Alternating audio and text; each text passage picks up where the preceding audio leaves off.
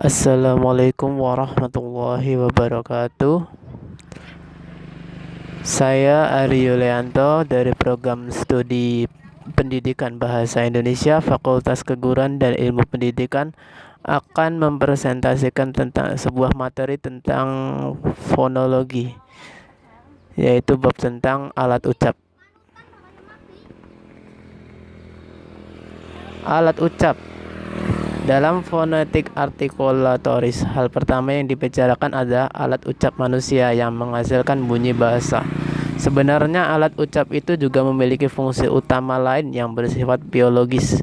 Bunyi-bunyi yang terjadi pada alat ucap itu biasanya diberi nama sesuai dengan alat ucap itu, namun disesuaikan dengan nama latinnya.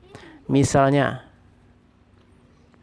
pangkal tenggorokan nama latinnya laring, laringal.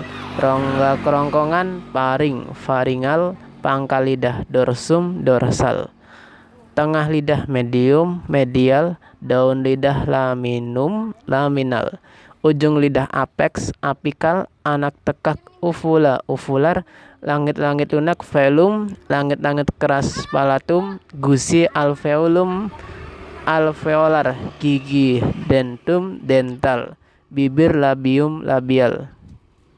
Selanjutnya, sesuai dengan bunyi bahasa itu dihasilkan, maka harus kita gabungkan istilah dari dua nama alat ucap itu. Misalnya, bunyi apikodental yang gabungan antara ujung lidah dengan gigi atas.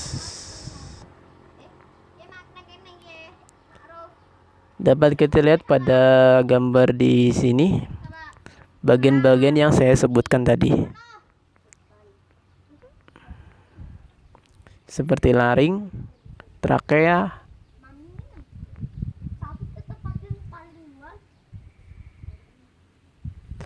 Terjadinya bunyi bahasa pada umumnya dimulai dengan proses pemumpaan udara keluar dari paru-paru melalui pangkal tenggorokan ke pangkal tenggorokan yang di dalamnya terdapat pita suara.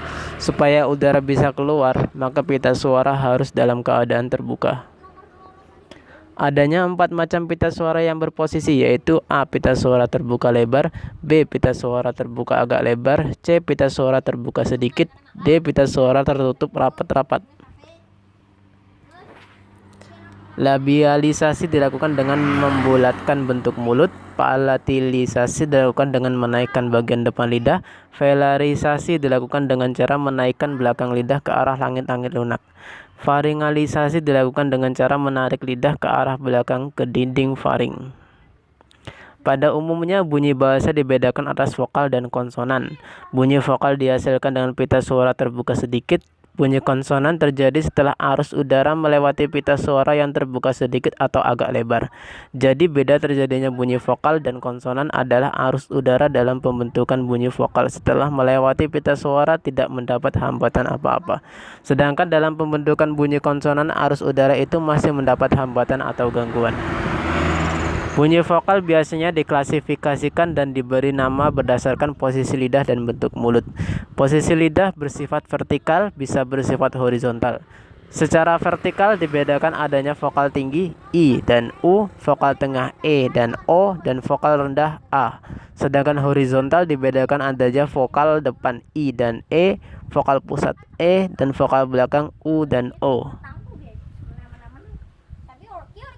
Selanjutnya, bunyi konsonan dibedakan berdasarkan 3 patokan atau kriteria, yaitu posisi pita suara, tempat artikulasi, dan cara artikulasi.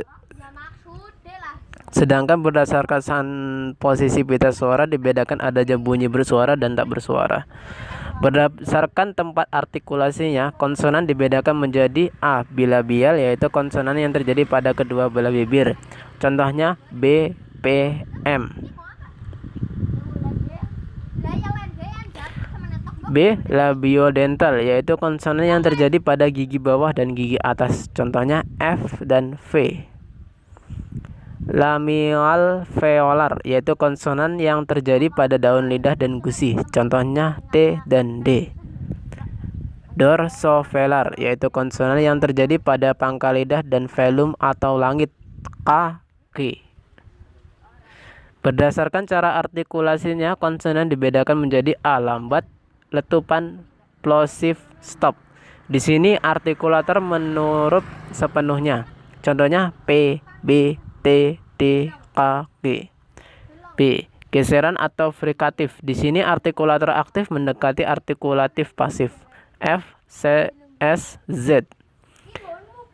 Selanjutnya, paduan dan frikatif. Di sini artikulator aktif menghambat sepenuhnya aliran udara. Contohnya C, C. Sengaran atau nasal. Di sini artikulator N menghambat sepenuhnya aliran udara melalui mulut M dan N.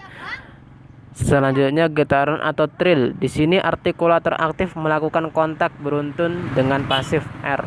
Sampingan atau lateral. Di sini artikulator aktif menghambar aliran udara pada bagian tengah mulut.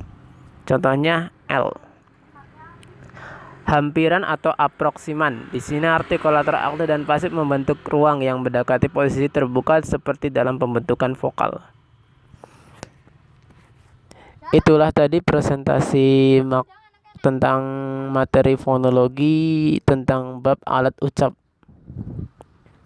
Bila ada kata-kata yang salah dan keliru, saya mohon maaf, karena sebagai manusia pasti punya salah. Ya, itu tadi presentasi dari saya. Wabillahi taufik wal hidayah.